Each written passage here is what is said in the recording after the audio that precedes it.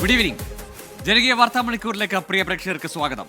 പൊതുജനങ്ങൾ നേരിടുന്ന പ്രശ്നങ്ങളും പ്രതിസന്ധികളും പ്രേക്ഷകരിലേക്ക് എത്തിക്കാനും അതിന് പരിഹാരം നിർദ്ദേശിക്കാനുമുള്ള വാർത്താ മണിക്കൂറിലേക്കാണ് നമ്മൾ കടക്കുന്നത്. ജനങ്ങളുടെ പ്രശ്നങ്ങളിൽ 24-ന് കഴിയുന്നതിന്റെ പരമാവധി വാർത്താ ഇടപെടൽ ഉണ്ടാകുമെന്ന ഉറപ്പോടെ നമ്മൾ ആരംഭിക്കുന്നു. പൊതുജനം കഴുതയല്ല സാർ.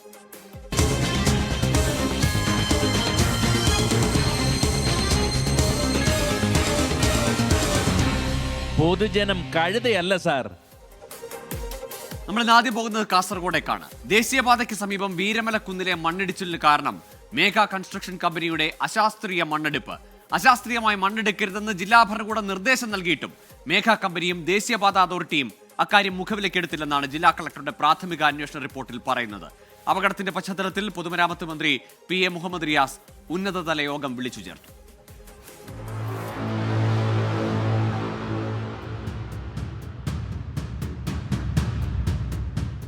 ശിരൂരിലേതിന് സമാനമായ മണ്ണിടിച്ചിൽ. മേഘ കൺസ്ട്രക്ഷൻ കമ്പനി ദേശീയപാത നിർമ്മിക്കുമ്പോൾ വീരമലക്കുന്ന് കുത്തനെ ഇടിച്ചു.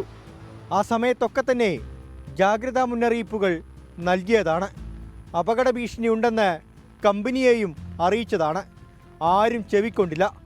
ഒടുവിൽ പാറക്കല്ലുകളും മരങ്ങളും മണ്ണും ഉൾപ്പെടെ ദേശീയപാത മുഴുവൻ നിറഞ്ഞു.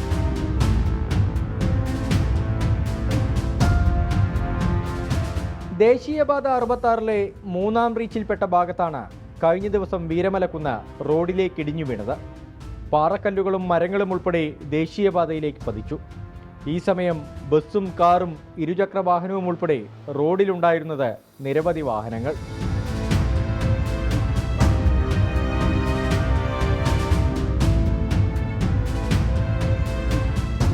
ഭാഗ്യത്തിനാണ് ആൾക്കാർ അപകടത്തിൽപ്പെടാതെ രക്ഷപ്പെട്ടത്. സെക്കൻഡുകൾക്കുള്ളിൽ രക്ഷപ്പെട്ടതാണ്. അതുപോലെ തന്നെ നമ്മൾ ഈ സമീപ പ്രദേശങ്ങളിലില്ല ആൾക്കാർ മൊത്തം ഭീതിയിലാണ് ഇപ്പം ഇവിടെ കഴിയുന്നത്. ഈ കുന്നിൻ്റെ പ്രദേശത്തിൽ പോകേണ്ടതല്ല ഈ റോഡ്. ആദ്യം അലർട്ട്മെൻറ്റ് അങ്ങനെയാണ്. ഏത് സൈഡ് അങ്ങനെ ഈ കുന്ന് അടിക്കേണ്ട ആവശ്യം വരുന്നില്ല. നമ്മൾ നാട്ടുകാർക്ക് ദ്രോഹമായി, വണ്ടിക്ക് പോകുന്നതെല്ലാം ദ്രോഹമായില്ലേ. അപകടത്തിന്റെ പശ്ചാത്തലത്തിൽ ജില്ലാ കളക്ടറുടെ അധ്യക്ഷതയിൽ സുരക്ഷാ ക്രമീകരണങ്ങൾ വിലയിരുത്തി. വീരമലക്കുന്ന് ഇടിയാനുണ്ടായ സാഹചര്യം കണക്കിലെടുത്ത് ജില്ലാ കളക്ടർ K. ഇമ്പശേഖർ പ്രാഥമിക അന്വേഷണ റിപ്പോർട്ട് സർക്കാരിന് സമർപ്പിച്ചു. ദേശീയപാത കടന്നുപോകുന്ന സ്ഥലങ്ങളിൽ അശാസ്ത്രീയമായി മണ്ണെടുക്കുന്നത് അപകടത്തിനിടയാക്കുമെന്ന് ദേശീയപാത അതോറിറ്റിക്ക് മുന്നറിയിപ്പ് നൽകിയിരുന്നു. 2-ാം റീച്ചിലും 3-ാം റീച്ചിലും നിർമ്മാണ ചുമതലയുള്ള മേഘ കൺസ്ട്രക്ഷൻ കമ്പനിയെയും ഇക്കാര്യം അറിയിച്ചു. പക്ഷേ മേഘ കമ്പനിയും ദേശീയപാത അതോറിറ്റിയും ജില്ലാ ഭരണകൂടത്തിൻ്റെ മുന്നറിയിപ്പുകൾ അവഗണിച്ചെന്നാണ് പ്രാഥമിക അന്വേഷണ റിപ്പോർട്ട്. പ്രദേശത്ത് ഗതാഗതം പുനഃസ്ഥാപിക്കുന്നതിന് മുന്നോടിയായി ദേശീയപാത അതോറിറ്റിയോട് സുരക്ഷാ റിപ്പോർട്ട് ആവശ്യപ്പെട്ടിട്ടുണ്ട്. സംഭവത്തിൽ ഉന്നതതല യോഗം ചേരാനും തീരുമാനമായി. പൊതുമരാമത്ത് മന്ത്രി PA മുഹമ്മദ് റിയാസും ജില്ലയുടെ ചുമതലയുള്ള മന്ത്രി AK ശശീന്ദ്രനും യോഗത്തിൽ പങ്കെടുക്കും. ദേശീയപാത നിർമ്മാണത്തിൽ വീഴ്ച വരുത്തിയ മേഘ കമ്പനിക്കെതിരെ കർശന നടപടിയിലേക്ക് കടക്കാനാണ് നിലവിലെ തീരുമാനം. ഇതിനിടെ പ്രദേശത്ത് ഇനിയും മണ്ണിടിയാനുള്ള സാധ്യത ചൂണ്ടിക്കാട്ടി നാട്ടുകാർ രംഗത്തെത്തി. ഈ വിടുത് വഴി സഞ്ചരിക്കുന്ന ആൾക്കാരുടെ സുരക്ഷയ്ക്ക് യാതൊരു വിധത്തിലും ഉറപ്പും നൽകാൻ വേണ്ടി അധികൃതർക്ക് പറ്റില്ല. ഇത്രയും വലിയൊരു ഒരു ഡെമോക്രസിൻ്റെ വാള് പോലെ നിൽക്കുന്ന ഒരു സാധനം കാണുകയും അത് ഉറങ്ങുകയും ഉണരുകയും ചെയ്ത് ഇത് കണ്ടുകൊണ്ട് ഉണരുകയും ചെയ്യുന്ന ആൾക്കാർക്ക് എന്തുറപ്പാണ് നൽകാൻ പറ്റുന്നത്? നിലവിൽ ഇരുഭാഗത്തും പിടിച്ചിട്ട ചരക്ക് വാഹനങ്ങൾ ദേശീയപാതയിലൂടെ കടത്തിവിട്ടു. യാത്രാവാഹനങ്ങൾ നീലേശ്വരം കോട്ടപ്പുറം വഴിയും ചീമേനി വഴിയും പോകാനാണ് നിർദ്ദേശം. ദേശീയപാത അതോറിറ്റിയുടെ സുരക്ഷാ റിപ്പോർട്ട് ലഭിച്ച ശേഷം മാത്രമായിരിക്കും ജില്ലാ ഭരണകൂടം ഇതുവഴിയുള്ള ഗതാഗതം പുനഃസ്ഥാപിക്കുക. പക്ഷേ NH66 കാസർഗോഡ് ജില്ലയിൽ കടന്നുപോകുന്ന 5 ഇടങ്ങളിൽ ഇതുപോലെ അപകട ഭീഷണിയുണ്ട്. അവിടങ്ങളിലൊക്കെ എന്ത് ചെയ്യുമെന്ന് ആർക്കും അറിയില്ല. രജീഷ് കരിവള്ളൂരിനൊപ്പം അരുൺ പാറക്കൽ, 24 കാസർഗോഡ്. പൊതുജനം കഴുതയല്ല സാർ. വീരമലക്കുന്ന് ഇടിഞ്ഞു വീഴുമ്പോൾ ആ വഴി ഒരുപാട് വാഹനങ്ങൾ കടന്നു പോകുന്നുണ്ടായിരുന്നു. തലനാരിഴയ്ക്ക് രക്ഷപ്പെട്ട മനുഷ്യർ അതിന്റെ ആശ്വാസവും നടുക്കവുമൊക്കെ ഇന്നലെ പങ്കുവച്ചതുമാണ്. മേഘ കൺസ്ട്രക്ഷൻ കമ്പനിക്കെതിരെ നേരത്തെയും പരാതി ഉയർന്നിട്ടുണ്ട്. അശാസ്ത്രീയമായി കുന്നിടിച്ചാൽ ഇനിയും മണ്ണിടിയാനുള്ള സാധ്യതയുണ്ടെന്നും അത് വലിയ അപകടങ്ങൾക്ക് വഴിവെച്ചേക്കാമെന്നുമാണ് നാട്ടുകാർ പറയുന്നത്. കൂടുതൽ പ്രതികരണങ്ങളിലേക്ക്. ഈ റീറ്റെയിനിങ് വാളില്ലേ അതടക്കം പറഞ്ഞു വന്നിട്ട് ഈ സൈഡിലേക്ക് എത്തിന്. അതിൻ്റെ അന്നേരം ശക്തി നിങ്ങൾ വളരെ ശക്തമായിട്ടുള്ളൊരു മണ്ണിടിച്ചിലായി ഇന്നലെ ഉണ്ടായിരുന്നു. അലൈൻമെൻറ്റ് മാറ്റൽ മാത്രമേ ഇതിൻ്റെ ഒരു പരിഹാരമായിട്ട് നമ്മൾ നാട്ടുകാർ കാണുന്നില്ല. ഈ കമ്പനി മണ്ണെടുക്കാൻ വേണ്ടിയിട്ട് ഇതുവഴി മനഃപൂർവ്വം അലൈൻമെൻറ്റ് തിരിച്ചതാണെന്നുള്ള ആരോപണം പോലും പ്രദേശവാസികൾക്കിടയിലുണ്ട്. ഇപ്പം ഇന്നലെ മണ്ണിടിഞ്ഞു. ഈ മണ്ണിടിഞ്ഞതിന് ശേഷമുള്ള മണ്ണ് ഡംപ് ചെയ്യുന്നത് അവരുടെ കൺസ്ട്രക്ഷൻ സൈറ്റിലാണ്. അതായത് ഇവിടെ ദുരന്തം നടന്നാലും അൾട്ടിമേറ്റ് ലാഭം എന്ന് പറയുന്നത് ഈ മേഘ കൺസ്ട്രക്ഷൻ കമ്പനിക്കാണ്. ആൾക്കാരെ വ്യക്തമായിട്ടും മാറ്റി പാർപ്പിക്കേണ്ട അവസ്ഥ, ഇടുന്ന ഒരു 10ഓളം കുടുംബങ്ങളെ മാറ്റി പാർപ്പിക്കേണ്ട അവസ്ഥ ഇപ്പം തന്നെ ഉണ്ട്. അത് തീർച്ചയായിട്ടും വേണം. അതിന് വലിയ നടപടി എന്തായാലും സ്വീകരിക്കുന്നത് സ്വാഗതാർഹമാണ്. എന്ന് പറഞ്ഞാൽ ഇതിനേക്കാളും വലിയ അപകടമാണ് ഇനി വരാൻ പോകുന്നില്ല എന്നുള്ളതാണ് ഏറ്റവും വലിയ പ്രശ്നം. ഏതായാലും വീരമലക്കുന്ന് ഇടിഞ്ഞ സംഭവത്തിൽ മേഘ കൺസ്ട്രക്ഷൻ കമ്പനിക്കെതിരെ ശക്തമായ നടപടിയെന്നാണ് പൊതുമരാമത്ത് മന്ത്രി മുഹമ്മദ് റിയാസ് ഇന്ന് വൈകുന്നേരം പ്രതികരിച്ചത്. ഒപ്പം കാസർഗോഡ് MP കേന്ദ്രമന്ത്രി നിതിൻ ഗഡ്കരിയെ ഈ വിഷയം ശ്രദ്ധയിൽപ്പെടുത്തിയിട്ടുണ്ട്. ഏതായാലും നടപടികൾ ഉണ്ടാവട്ടെ. അതുവഴി ഇപ്പോൾ കടന്നു പോകുന്ന വാഹനങ്ങൾക്ക് ഇനി ഭാവിയിൽ കടന്നു പോകാനിരിക്കുന്നവർക്കും ആ പ്രദേശത്തുകാർക്കും സുരക്ഷിതമായ തരത്തിൽ നിർമ്മാണം നടക്കട്ടെ. കോഴിക്കോടേക്കാണ് ഈ കുറ്റ്യാടിക്ക് സമീപം ചൂരണിയിൽ വന്യമൃഗശല്യം രൂക്ഷമാണ്. ജനവാസ മേഖലയിൽ ഇറങ്ങിയ കുട്ടിയാനയെ മയക്കുവെടി വെക്കാൻ വൈകുന്നതിനെതിരെ നാട്ടുകാർ പ്രതിഷേധത്തിനിറങ്ങി. വനംവകുപ്പ് ഉദ്യോഗസ്ഥരെ നാട്ടുകാർ തടഞ്ഞു. ഭീതി പരത്തിയ കുട്ടിയാനയെ മയക്കുവെടി വെക്കാനാണ് തീരുമാനം. കുറ്റ്യാടി കാവിലമ്പാറയിലെ ജനങ്ങൾ ഭീതിയിലാണ്. കഴിഞ്ഞ കുറെ അധികം നാളുകളായി ഇവിടെ വന്യമൃഗശല്യം അതിരൂക്ഷമാണ്. നാട്ടിലിറങ്ങിയ കാട്ടാനയെ ഉടൻ തന്നെ പിടികൂടണം എന്നുള്ളതാണ് ഈ നാട്ടുകാരുടെ പ്രധാനപ്പെട്ട ആവശ്യം.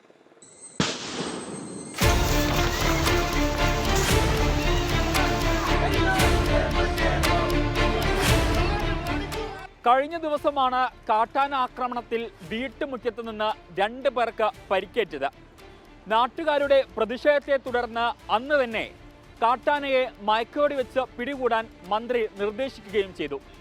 സംഭവം നടന്ന് ഒരാഴ്ച പിന്നിട്ടിട്ടും ഇപ്പോഴും കാട്ടാനയെ പിടികൂടാൻ വനംവകുപ്പിന് സാധിച്ചിട്ടില്ല. ആന തൊട്ടടുത്ത വീടിൻ്റെ മുറ്റത്ത് ഒരു പ്ലാവേ ചക്ക ഉണ്ടായിരുന്നു. അത് പറിച്ചു പൊട്ടിച്ച് തിന്നുകൊണ്ടിരിക്കുമ്പോഴാണ് ഞാൻ മുറ്റത്ത് തുടങ്ങിയപ്പോൾ ചേട്ടൻ അവിടെ നിന്ന് ഇങ്ങോട്ട് വരുന്ന കണ്ടിട്ട് ഞാൻ പറഞ്ഞു റോഡെ ഇങ്ങോട്ട് വരുമല്ലോ, ഇച്ചിരി മറവിലായിരുന്നു. അപ്പം പിന്നെ എന്തെങ്കിലും പറ്റുമെന്ന് പേടിച്ചിട്ട് ഞാനത് പറയാൻ വേണ്ടി അങ്ങോട്ട് പോയതാണ്. അന്നേരത്തേക്കും ആന എന്നെ ഓടിച്ചു. ചേട്ടൻ ഓടി വന്ന് എന്നെ രക്ഷപ്പെടുത്താൻ വേണ്ടി ചേട്ടൻ വന്നപ്പോഴത്തേക്കും ചേട്ടൻ്റെ പുറകെ തിരിഞ്ഞാന. വന്യമൃഗശല്യം അതിരൂക്ഷമായ പ്രദേശമാണ് കാവിലമ്പാറ പഞ്ചായത്ത്. ആനക്ക് പുറമെ കാട്ടുപന്നി, കുരങ്ങ് എന്നിങ്ങനെ നീളുന്നു വന്യമൃഗശല്യം. ഇപ്പോൾ എനിക്കിന്ന് പറയാൻ ചെയ്ത് 2 ആഴ്ച കാലമായി ഈ മേഖലയിൽ കിടന്നിട്ട് ഈ ആനക്കുട്ടി ഇങ്ങനെ വിരകുന്നത്. കഴിഞ്ഞ ദിവസങ്ങളെല്ലാം കാരണം വെച്ചാൽ പിന്നെ പ്രദേശവാസികൾ ഓടിക്കുകയും അത് ഒരു എന്താ പറയണ്ടേ, ഞാനൊരു അനുഭവസ്ഥയാണ്. ഞാനും എൻ്റെ മകനും ഇതിനിടയിൽ എന്താ പറയണ്ടേ സ്കൂട്ടിയും കാര്യങ്ങളായിട്ട് പോകുന്ന സമയത്ത് ഉണ്ടായൊരു അനുഭവം എനിക്കുണ്ട്. ആഴ്ചകളോളമായി ഭീതി പരത്തുന്ന അക്രമകാരിയായ ആന കുട്ടിയാനയാണെന്ന് പറഞ്ഞ് വനംവകുപ്പ് നിസ്സാരവൽക്കരിക്കുകയാണെന്നാണ് നാട്ടുകാരുടെ ആരോപണം. ഇവരുടെ പ്രഖ്യാപനങ്ങളൊക്കെ വെറും കാറ്റിൽ പടർന്ന പ്രഖ്യാപനങ്ങൾ മാത്രമാണ്, യാതൊരു സംശയവുമില്ല. കാരണം ഈ ഒരു ചുറ്റുവട്ടത്തിൽ ഇത്രയും ആന പരിഭ്രാന്തി പരത്തി ഈ 2 ദിവസത്തിനുള്ളിൽ, മാസങ്ങളല്ല 2 ദിവസത്തിന് മുമ്പിൽ വരെ ഈ ആന പരിഭ്രാന്തി പരത്തി നിർത്തിയ ഒരു സ്ഥലത്ത് ഉദ്യോഗസ്ഥർ വേണ്ടപ്പെട്ട സ്ഥലത്ത് തമ്പടിക്കേണ്ടതാണ്. ഇതിപ്പോൾ ഒരു കോഴിക്കോട് ഒരു ഉദ്യോഗസ്ഥനുണ്ടെങ്കിൽ ഇവിടെ വരേണ്ട സമയം 2 മണിക്കൂർ മതി. എന്നിട്ട് പോലും വേണ്ടപ്പെട്ട ഉദ്യോഗസ്ഥർ ഇവിടെ എത്തിയിട്ടില്ലെന്നുള്ളതാണ് വേറെ സത്യം. പ്രദേശത്ത് ഫെൻസിംഗ് നടത്തി വന്യമൃഗശല്യത്തിന് അറുതി വരുത്തണമെന്നാണ് നാട്ടുകാരുടെ ആവശ്യം. നേരത്തെ സ്ഥാപിച്ച പല ഫെൻസിങ്ങുകളും വന്യമൃഗങ്ങൾ തകർത്ത നിലയിലാണ്. 5 കോടി രൂപ ചെലവഴിച്ച് പുതിയ ഫെൻസിംഗ് പദ്ധതി ആവിഷ്കരിച്ചിട്ടുണ്ടെന്ന് പഞ്ചായത്ത് അധികൃതർ വ്യക്തമാക്കി. പ്രതിവിധി ഇപ്പോൾ ഇങ്ങനെ പല സർക്കാരിൻ്റെ മുമ്പാകെ വെച്ചിട്ടുണ്ട്. ഇവിടെ കുറച്ച് സ്ഥലമൊക്കെ സോളാർ ഫെൻസിങ് നടത്തിയിരുന്നു.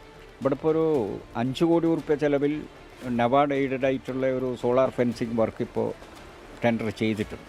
മുൻകാലങ്ങളിലൊന്നും ഇല്ലാത്ത വിധമാണ് ഇപ്പോൾ കുറ്റ്യാടിയിലും പരിസര പ്രദേശങ്ങളിലും വന്യമൃഗശല്യം രൂക്ഷമായി തുടരുന്നത്. അതിനാൽ വനംവകുപ്പിന്റെ മുഴുവൻ സമയ നിരീക്ഷണം പ്രദേശത്ത് വേണമെന്നാണ് നാട്ടുകാർ ആവശ്യപ്പെടുന്നത്. ഒപ്പം തന്നെ ഫെൻസിംഗ് സംവിധാനം കൂടുതലിടങ്ങളിലേക്ക് വ്യാപിപ്പിക്കണം.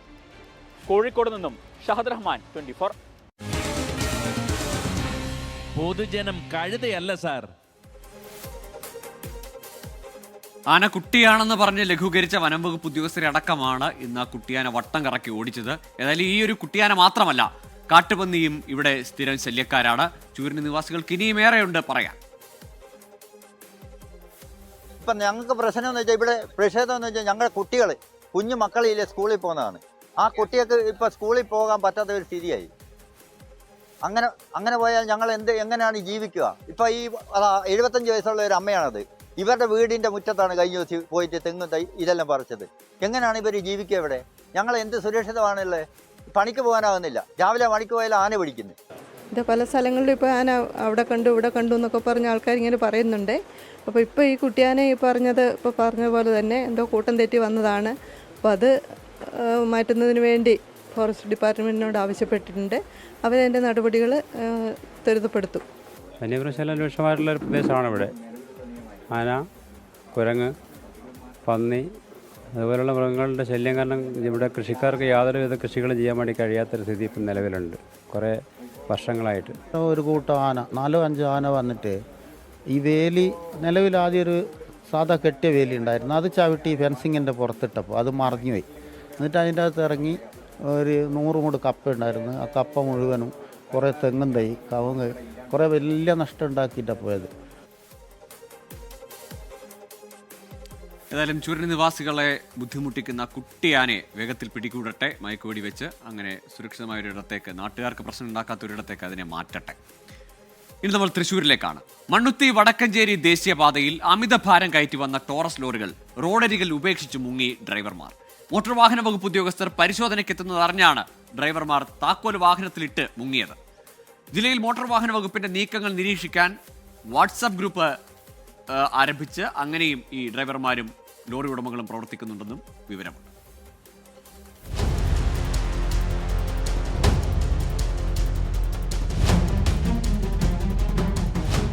തൃശൂർ മണ്ണുത്തി ദേശീയപാതയിൽ പതിവ് വാഹന പരിശോധനയ്ക്ക് ഇറങ്ങിയതായിരുന്നു മോട്ടോർ വാഹന വകുപ്പ് ഉദ്യോഗസ്ഥർ. പക്ഷെ റോഡിലേക്ക് ഇറങ്ങിയപ്പോൾ തന്നെ ആ വിവരം വാട്സപ്പ് ഗ്രൂപ്പുകൾ വഴി പ്രചരിപ്പിച്ചു. നടത്തറ സെന്ററിൽ മോട്ടോർ വാഹന വകുപ്പ് അധികൃതർ എത്തിയപ്പോഴേക്കും ലോറി തന്നെ ഉപേക്ഷിച്ച ഡ്രൈവർ ഇവിടെ നിന്ന് രക്ഷപ്പെട്ടു.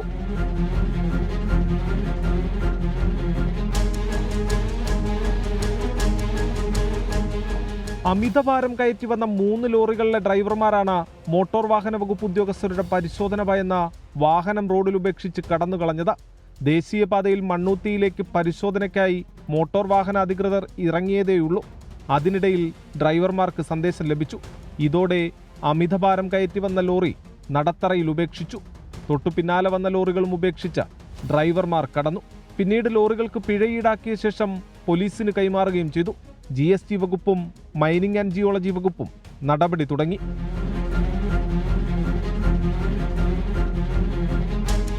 ഡിപ്പാർട്ട്മെൻറ്റ് വാഹനം മോട്ടോർ വാഹന വകുപ്പിൻ്റെ വാഹനങ്ങൾ മാത്രമല്ല, കേരളത്തിലെ എല്ലാ ഡിപ്പാർട്ട്മെൻറ്റുകളുടെ വാഹനങ്ങളും ഇങ്ങനെ ഒരു ഗ്രൂപ്പിൽ നിരീക്ഷിക്കുന്നുണ്ട്.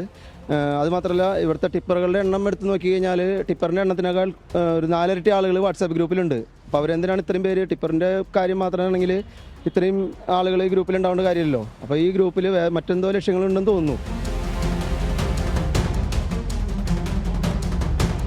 പോലീസ് വയർലെസ് സംവിധാനം പോലെ ഞൊടിയിടയിൽ വിവരങ്ങൾ കൈമാറുന്ന നെറ്റ്വർക്ക് സംവിധാനമാണ് തൃശൂർ ജില്ലയിൽ സജീവമായി പ്രവർത്തിക്കുന്നത്.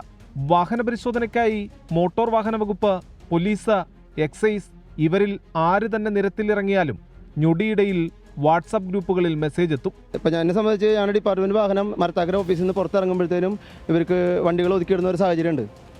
അപ്പോൾ അവർക്ക് മെസ്സേജ് കൃത്യമായിട്ട് കിട്ടുന്നുണ്ട്. നമ്മൾ ഹൈവേയിലേക്ക് ഇറങ്ങുമ്പോൾ കാലിയായിട്ട് പോകുന്ന വാഹനങ്ങളിലെ ഡ്രൈവർമാരടക്കം ഈ മെസ്സേജുകൾ വാട്സാപ്പിൽ അപ്ഡേറ്റ് ചെയ്യുന്നുണ്ട്.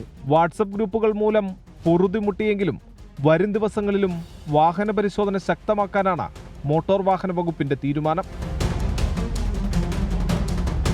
മോട്ടോർ വാഹന വകുപ്പിന്റെ വിവരങ്ങൾ വാട്സാപ്പിലൂടെ ചോർത്തി നൽകുന്നതിലൂടെ സർക്കാരിന് നഷ്ടമാകുന്നത് കോടികളാണ്. അതിലേറെ ഗൗരവകരം മറ്റു ഡിപ്പാർട്ട്മെന്റുകളുടെ വിവരങ്ങളും ചോർത്തുന്നുവെന്നതാണ്. നാടിന്റെ സുരക്ഷയെ തന്നെ ബാധിക്കുന്നതാണ് ഈ വാട്സപ്പ് ഗ്രൂപ്പുകൾ വഴിയുള്ള ചാരവൃത്തി. ക്യാമറാമാൻ ബിനേഷ് ബാബുരാജിനൊപ്പം സൂരജ് സജി, 24. പൊതുജനം കഴുതയല്ല സാർ.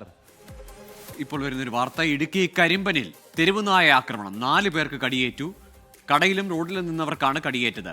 പരിക്കേറ്റവരെ ഇടുക്കി മെഡിക്കൽ കോളേജ് ആശുപത്രിയിൽ പ്രവേശിപ്പിച്ചു. രാഹുൽ വിജയൻ ചേരുന്നുണ്ട് വിശദാംശങ്ങളെ. രാഹുൽ, ഗുരുതരമായ പരിക്കുണ്ടോ?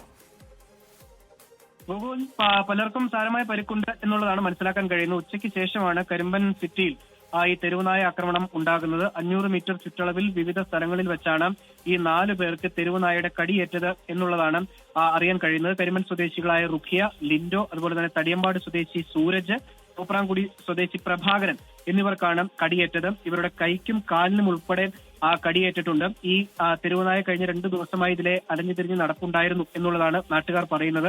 കടയിലും റോഡിലും നിന്നവർക്ക് കടിയേറ്റതായാണ് വിവരം. അതുകൊണ്ട് തന്നെ ഈ തെരുവുനായെ എത്രയും വേഗം അവിടെ നിന്ന് മാറ്റുന്നതിനുള്ള നടപടി സ്വീകരിച്ചിട്ടുണ്ട് എന്നുള്ളത് പഞ്ചായത്തും അറിയിച്ചിട്ടുണ്ട്.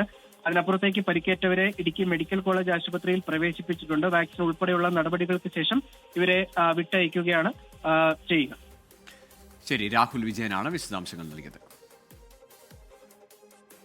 BSNL ലാൻഡ് ഫോണുകൾ അപ്രത്യക്ഷമായിക്കൊണ്ടിരിക്കുന്ന കാലമാണിത്. എന്നാൽ അതിനോടൊപ്പം പരിഗണിക്കാതെ പോകുന്ന വിഭാഗമാണ് സ്ഥാപനത്തിലെ താൽക്കാലിക ജീവനക്കാർ. 5 വർഷം മുമ്പ് യാതൊരു മുന്നറിയിപ്പുമില്ലാതെ ജോലിയിൽ നിന്ന് പിരിച്ചുവിട്ടതോടെ ഇവർ പ്രതിസന്ധിയിലാണ്. ലഭിക്കേണ്ട പല ആനുകൂല്യങ്ങളും ഇനിയും കിട്ടിയിട്ടില്ല. അധികൃതർ പരിഗണിച്ചില്ലെങ്കിൽ പ്രത്യക്ഷ സമരത്തിലേക്ക് നീങ്ങാൻ തയ്യാറെടുക്കുകയാണിവർ.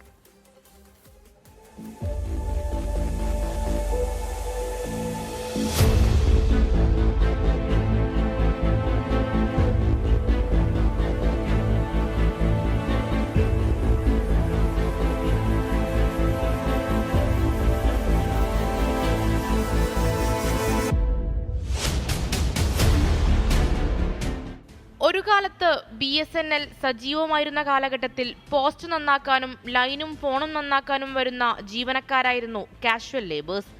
30 വർഷങ്ങളിലധികം BSNLന്റെ ഭാഗമായിരുന്നവർ ഉൾപ്പെടെ 5000-ലധികം പേർ കാഷ്വൽ ലേബർമാരായി പലയിടങ്ങളിലായി ജോലി ചെയ്തിരുന്നു. പിന്നീട് ജീവനക്കാരെ യാതൊരു മുന്നറിയിപ്പുമില്ലാതെ 2018-19 കാലയളവിൽ പിരിച്ചുവിട്ടു. 2016 ഒരു ഓർഡർ കോർപ്പറേറ്റ് ഓഫീസിൽ നിന്ന് വന്നെന്നും പറഞ്ഞ് ഞങ്ങളെ എൻ്റെയും എൻ്റെ കൂടെയുള്ള തൊഴിലാളികളെല്ലാം പിരിച്ചുവിടുകയാണ്. പെട്ടെന്ന് ഒരു മുന്നറിയിപ്പുമില്ലാതെ പിരിച്ചുവിട്ടു. ഇപ്പോൾ ഞങ്ങൾ പല പ്രാവശ്യം വകുപ്പ് മന്ത്രികൾക്കും പിന്നെ വേണ്ടപ്പെട്ട അധികാരികൾക്കെല്ലാം ഞങ്ങൾ പല പ്രാവശ്യമായിട്ട് അതിൻ്റെ നിവേദനങ്ങളും എല്ലാം കൊടുത്തു. പക്ഷേ എല്ലാം പരിഗണിക്കാമെന്ന് പറഞ്ഞതല്ലാതെ ആരും തന്നെ തിരിഞ്ഞു നോക്കുന്നില്ല. ഇപ്പോഴും ഞങ്ങൾക്ക് യാതൊരുവിധ പണിയും അറിഞ്ഞൂടാ. മറ്റൊരിടത്ത് പുറത്തോട്ട് തുടങ്ങിയിരുന്ന ജോലി ചെയ്യാനുള്ള അതും അറിഞ്ഞൂടാ. ഞങ്ങളുടെ ജീവിതം മൊത്തം ഇതിനകത്ത് ഒഴുകിപ്പോയി. പലരും ഇപ്പോൾ പ്രായം 40ഉം 50ഉം കടന്നവരാണ്. ഇനി മറ്റൊരു ജോലിക്ക് പോകാൻ കഴിഞ്ഞെന്നു വരില്ല. പലരുടെയും ജീവിതം പ്രതിസന്ധിയിലാണെന്നും ജീവനക്കാർ പറയുന്നു. ഞങ്ങളെ സ്ഥിരപ്പെടുത്തുമെന്നുള്ള വ്യാമോഹം കൊണ്ടാണ് ഞങ്ങൾ ജോലി ചെയ്തുകൊണ്ടിരുന്നത്. തുച്ഛമായ പൈസയ്ക്കാണ്. ഏകദേശം 10-35 വർഷത്തോളം ഇവിടെ സേവനം നടത്തി. നമ്മൾ ഏതെങ്കിലും ഒരു കടയിലാണ് നിന്നാൽ പോലും തിരിഞ്ഞു പോകുമ്പോൾ നമുക്ക് ജീവിക്കാനുള്ള എന്തെങ്കിലും തരും. ഈ ഡിപ്പാർട്ട്മെൻറ്റിൽ യാതൊന്നും തന്നില്ല. ഞങ്ങളെ സ്ഥിരപ്പെടുത്താനുള്ള സമയം കഴിഞ്ഞു. ജീവിതത്തിൻ്റെ നല്ലൊരു ഭാഗം മൊത്തം ഈ BSNLന് വേണ്ടി കഷ്ടപ്പെടുകയും ഇതിനു വേണ്ടി കിടന്ന് നമ്മൾ ജീവിതം ഇതിനകത്ത് ഹോമിക്കപ്പെട്ടെന്നാണ് ഒരു വിധത്തിൽ പറയാനുള്ളത്. ഈ ജോലി നമുക്ക് നഷ്ടപ്പെട്ടതോടുകൂടി ആത്മഹത്യയുടെ വക്കിലേക്ക് നമുക്ക് പോവേണ്ടി വന്നു. അധികാരികളുമായിട്ട് ഞങ്ങൾ പല വിധത്തിൽ പല പ്രാവശ്യങ്ങൾ ബന്ധപ്പെട്ടിട്ട് പോലും ഞങ്ങളെ കാര്യത്തിന് വേണ്ടി ഒരു നീക്കുപോക്കുണ്ടായിട്ടില്ല. ജോലിയിൽ നിന്ന് പിരിച്ചുവിടുമ്പോഴുള്ള യാതൊരു മാനദണ്ഡങ്ങളും പാലിച്ചില്ലെന്നും ആരോപണമുണ്ട്. കഴിഞ്ഞ 6 വർഷമായി ജീവിതം ഇരുട്ടിലായതോടെ പ്രശ്നപരിഹാരത്തിനായി പ്രധാനമന്ത്രി അടക്കമുള്ളവർക്ക് പരാതി സമർപ്പിച്ച് കാത്തിരിക്കുകയാണ് ഈ തൊഴിലാളികൾ. നീതിക്കായി മുട്ടാത്ത വാതിലുകളില്ല. പട്ടിണിയും പരിവട്ടവും പറഞ്ഞ് സഹായം ചോദിച്ച് മടുത്തു. ഇനി എന്ത് ചെയ്യണമെന്ന് ചോദിക്കുകയാണ് ഈ പാവപ്പെട്ട ജീവനക്കാർ. മേഘ്ന മുരളി, 24 തിരുവനന്തപുരം. പൊതുജനം കഴുതയല്ല സാർ. കോട്ടയത്തേക്കാണ് ഇനി. എരുമേലി പഞ്ചായത്തിൽ 70 ലക്ഷം രൂപ മുടക്കി നിർമ്മിച്ച ഗ്യാസ് പൊതു ശ്മശാനം കാട് കയറി നശിക്കുന്നു. ഉദ്ഘാടനം കഴിഞ്ഞ് വർഷങ്ങൾ കഴിഞ്ഞിട്ടും ഇതുവരെ ശ്മശാനത്തിന്റെ പ്രവർത്തനം ആരംഭിച്ചിട്ടില്ല. ഇതോടെ മൃതദേഹങ്ങൾ സംസ്കരിക്കാൻ ദൂരദേശങ്ങളിലേക്ക് കൊണ്ടുപോകേണ്ട ഗതികേടിലാണ് നാട്ടുകാർ. 2015 കാലത്താണ് എരുമേലിയിൽ അത്യാധുനിക സംവിധാനമുള്ള ശ്മശാനം നിർമ്മിക്കാൻ തീരുമാനിച്ചത്. മലയോര മേഖലയിലെ ജനങ്ങൾക്ക് ആശ്വാസമാകുന്നതായിരുന്നു പദ്ധതി. നേർച്ചപ്പാറ വാർഡിൽ പഞ്ചായത്ത് വക സ്ഥലത്ത് ശ്മശാനം നിർമ്മിക്കുകയും ചെയ്തു. 2019 ഉദ്ഘാടനവും നടന്നു. എന്നാൽ ഉദ്ഘാടനം കഴിഞ്ഞ് നാളിതുവരെ ശ്മശാനം തുറന്ന് പ്രവർത്തിച്ചിട്ടില്ലെന്നാണ് നാട്ടുകാർ പറയുന്നത്. ഇതോടെ ലക്ഷക്കണക്കിന് രൂപ മുടക്കി നിർമ്മിച്ച ശ്മശാനം ആർക്കും പ്രയോജനമില്ലാതെ കാടുകയറി നശിക്കുകയാണ്. ഈ 5 സെന്റും 4 സെന്റും ഒക്കെ സ്ഥലമുള്ള കോളനിയിൽ താമസിക്കുന്ന ആൾക്കാർക്ക് അവരുടെ ഒരു വീട്ടിലൊരു മരണം നടന്നാലും അവരുടെ അടുക്കള വരെ പൊളിച്ച് അവിടെ സംസ്കരിക്കേണ്ടതായ ഒരു അവസ്ഥ വരുന്നു. അതുപോലെ തന്നെ അയ്യഭക്തന്മാർ, പല അയ്യഭക്തന്മാരും ഈ നമ്മുടെ പമ്പ തൊട്ടിങ്ങോട്ട് സന്നിധാനം തൊട്ടിങ്ങോട്ട് മരണപ്പെട്ടാൽ പല അയ്യഭക്തന്മാർക്കും ഈ കൊണ്ടുപോകാനുള്ള ഒരു ചെലവ് അവരുടെ വീട്ടുകാരുടെ ആലോചിച്ച് ഇവിടെ സംസ്കരിക്കാൻ ഉള്ളൊരാവശ്യം അവർ ഉന്നയിക്കാറുണ്ട്. പക്ഷേ നമ്മളെ സംബന്ധിച്ചിടത്തോളം അത് പ്രാവർത്തികമാക്കാൻ ബുദ്ധിമുട്ടാണ്. കാരണം വെച്ചാൽ ഇങ്ങനെ ഒരു ശ്മശാനം ഇല്ലാത്തത് കൊണ്ട് നമുക്കതിനെക്കുറിച്ച് ചിന്തിക്കുവാൻ സാധിക്കില്ല. എന്തുകൊണ്ട് ശ്മശാനം തുറന്നില്ല എന്ന് ചോദിച്ചാൽ ആർക്കും ഉത്തരമില്ല. നിർമ്മാണത്തിലെ അപാകതയുണ്ടെന്ന് ചിലർ പറയുന്നുണ്ട്. എന്നാൽ യാതൊരു പ്രശ്നവുമില്ലെന്നും ഉടൻ ശ്മശാനം തുറക്കുമെന്നുമാണ് ഭരണസമിതി പറയുന്നത്. ജനറേറ്റർ ഉൾപ്പെടെ ആധുനിക സംവിധാനത്തോടെയുള്ള ശ്മശാനമാണ് ഇവിടെ നിർമ്മിച്ചത്. 6 ഗ്യാസ് സിലിണ്ടർ ഉപയോഗിച്ച് മൃതദേഹം ദഹിപ്പിക്കാനാണ് സംവിധാനം ഇതിലൊരുക്കിയിരുന്നത്. ഭരണമാറ്റമടക്കം വലിയ കോലാഹലങ്ങൾ ഈ കാലയളവിൽ പഞ്ചായത്തിൽ നടന്നു. രാഷ്ട്രീയ പോരിനിടയിൽ ജനങ്ങളുടെ പ്രശ്നങ്ങൾ കാണാതെ പോകരുതെന്നാണ് ഞങ്ങൾക്കും പറയാനുള്ളത്. കോട്ടയത്ത് നിന്ന് ജിത്തുവിനൊപ്പം ടോബി ജോൺസൺ, 24. പൊതുജനം കഴുതയല്ല സാർ. ഇതോടെ പൊതുജനം കഴുതയല്ല സാർ പൂർണ്ണമാകുന്നു. ഇനി 24 റൗണ്ടപ്പിന്റെ സമയമാണ്. ഡോക്ടർ ഉന്മേഷ് ശിവരാമൻ. നമസ്കാരം.